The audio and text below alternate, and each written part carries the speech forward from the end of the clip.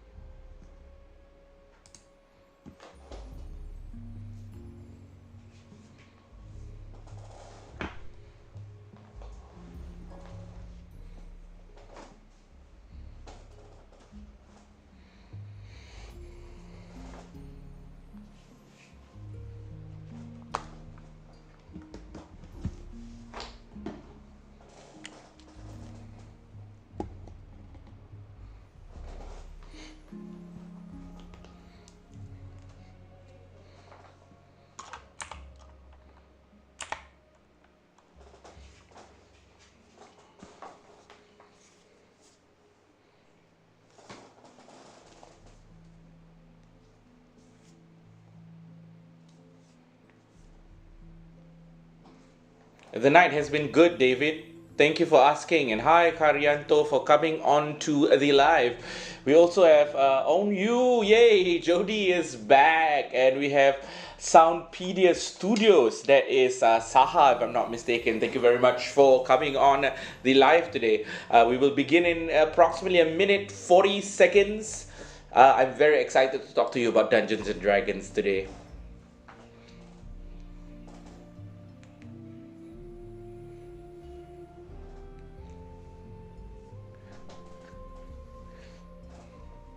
I'm wondering, while you guys are here, has any one of you ever played Dungeons and Dragons before? And also, I would like to check with you, is my microphone cracking by any chance, or is it too loud or too soft?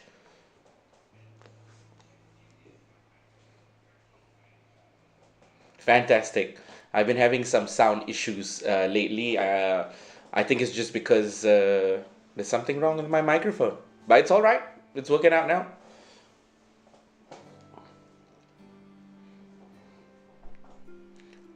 Thank you very much, Saha and Yanto, for the reply.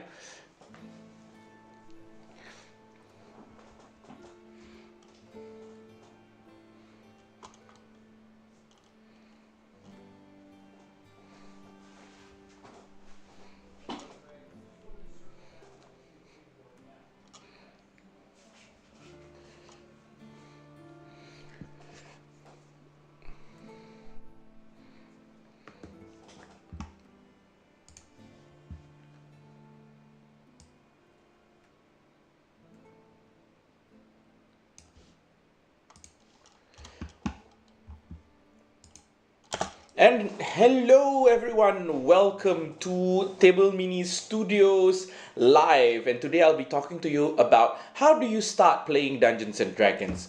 First of all, there are a few things that I need to talk to you about. What is Dungeons and Dragons? Has any one of you ever played Dungeons and Dragons before?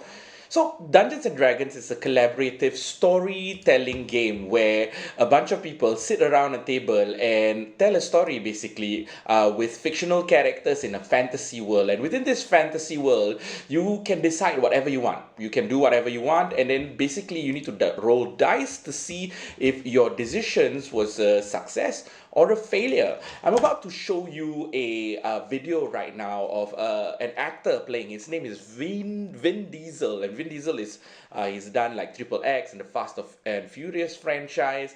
And in this video, you can see above me, is playing with a bunch of people from a very popular Dungeons and Dragons YouTube channel called Critical Role.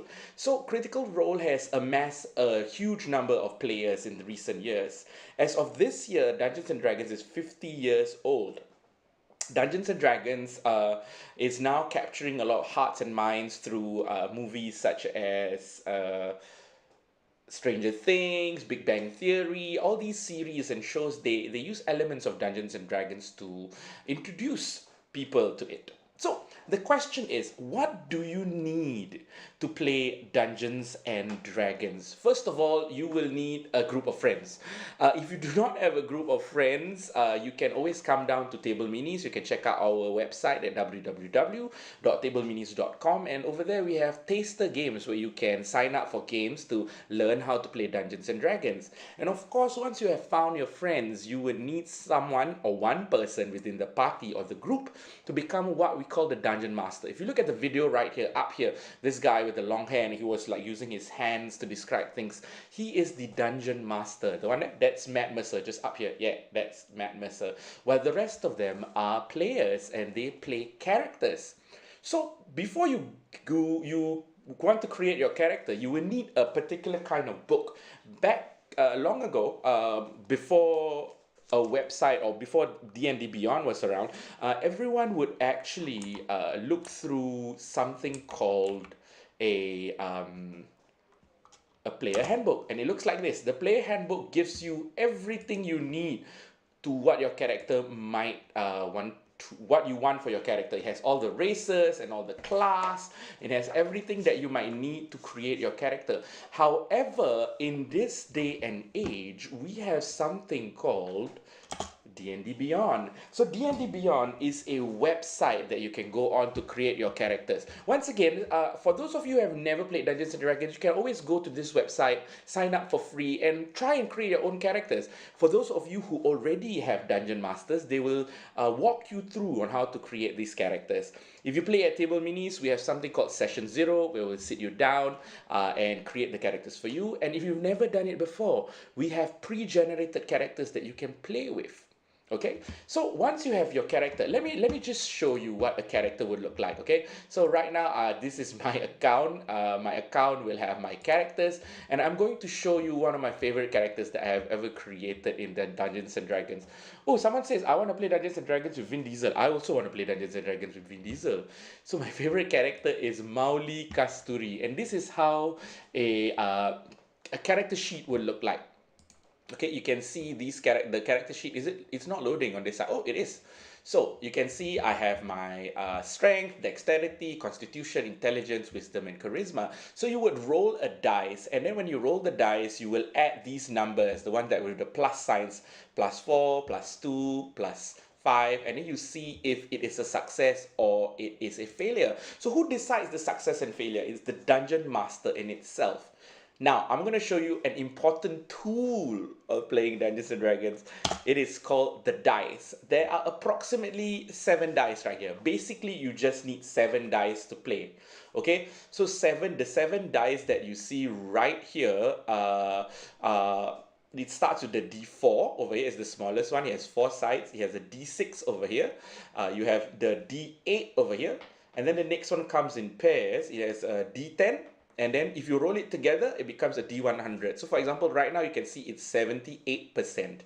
This one is called the D12, and last but not least, this is the most important die of all die. This is called the D20. The D20, when you roll, for example, if I roll a D20 and it is a 5, oh my god, that's pretty bad. And then we go back to my character sheet, and if I add a +5, and let's say I'm trying to talk to a guard and get him to allow me to enter the prison, it's 5 + 5, that makes it a 10. And then it's up to the Dungeon Master to decide if that is a success or a failure.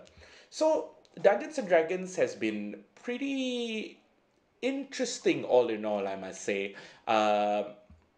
It allows for players to decide what they want to do, right? You can decide whatever you want, from as simple as I want to jump over a table, or I want to jump over the fence. You just roll a d20 and you decide. And the dungeon master would usually create the scene. For example, we can do one right now. Imagine all of you are standing in a dungeon. The walls are grey, and you can hear the trickles of water coming down from the side. From behind you, you hear a voice calling out to you. Yanto! Yanto! What do you do? So once the dungeon master has done that, you and your other friends sitting at the table can decide, oh, we want to turn around, we want to see what is behind you. So then we would roll the dice, right? So let's try and roll the dice and see if you are successful in this. So we have the dice here. Let's roll. Okay, do you guys? Okay, the success is 10 and above. Let's see. If it's 10 and above, you are successful to see what was behind you. It's a 15. So the dungeon master immediately tells you, you look behind you, and then suddenly you see a tall, dark-haired man with crooked fingers and glowing eyes calling you to him. So that's basically the, so Karyanto said he ran away. So if you want to run away, you also have to roll the dice and see if you are able to run away. So that's basically what you will need for Dungeons and Dragons. First, you will need a group of friends, and then you need a dungeon master, you need a character, and then you need dice. And last but not least actually is a pencil and eraser, because sometimes you have to like erase things and get things out of the way. Yeah, so that's basically what you need for Dungeons and Dragons. And before we end today, does anyone out there have any questions about Dungeons and Dragons at the moment?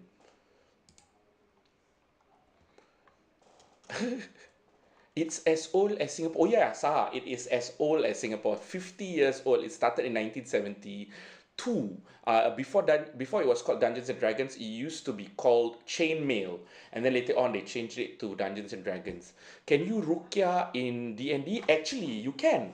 There are some characters within Dungeons and Dragons. For example, there's a class type called the Paladin, where they use the power of God to help the people around them. And then there are some players that I've played with, especially those that come from a Muslim background, would use things like Ruqya as a way to cast spells. Yeah. Oh, Khidir asked, does the movie do justice for D&D? Most definitely. Like the community was actually quite worried that the movie was not going to be as good, because there are old movies that they've created that was not as good. But the ones that they made resembles very much like how you would play Dungeons and Dragons on the table, where things are unexpected and it's funny and things go array all the time. Oh, character as an ustaz. You can definitely play characters as an ustaz. Which D&D is your favorite? So Dave asked me D&D. So in Dungeons and Dragons, there's a lot of campaigns. There's Curse of Strahd, which you fight with vampires. There is Wild Beyond the Witchlight, where you go into a fairy world. And then there is Storm King's Thunder, where you fight with giants. So my favorite actually is Curse of Strahd, where you actually fight a vampire. And that is actually a pretty scary adventure to go through. Oh, the druid was your favorite. That's pretty cool. Yeah. Druids are interesting. Druid use the power of nature to cast spells, and I think that's actually pretty amazing. Before we end today, I'm gonna have another 2 more minutes before we end today. If you have any more questions, if you have any burning desire to play Dungeons and Dragons, you can always find us on Instagram with Table Minis, or you can go to our website at www.tableminis.com. Oh, since I was talking about Curse of Strahd is this one. If you see this one. Yeah, this one. This is Curse of Strahd. And then this adventure is called Dragon Heist, Waterdeep Dragon Heist, where you have to find 500,000 gold pieces. So it's pretty cool. Yeah. And with that, thank you very much for participating in our live today. It's been amazing for the past couple of days experimenting with going live on YouTube. It was nice watching all of you go on it as well. So thank you very much. Have an amazing day and have an amazing night, and we'll see you guys next time. Bye bye.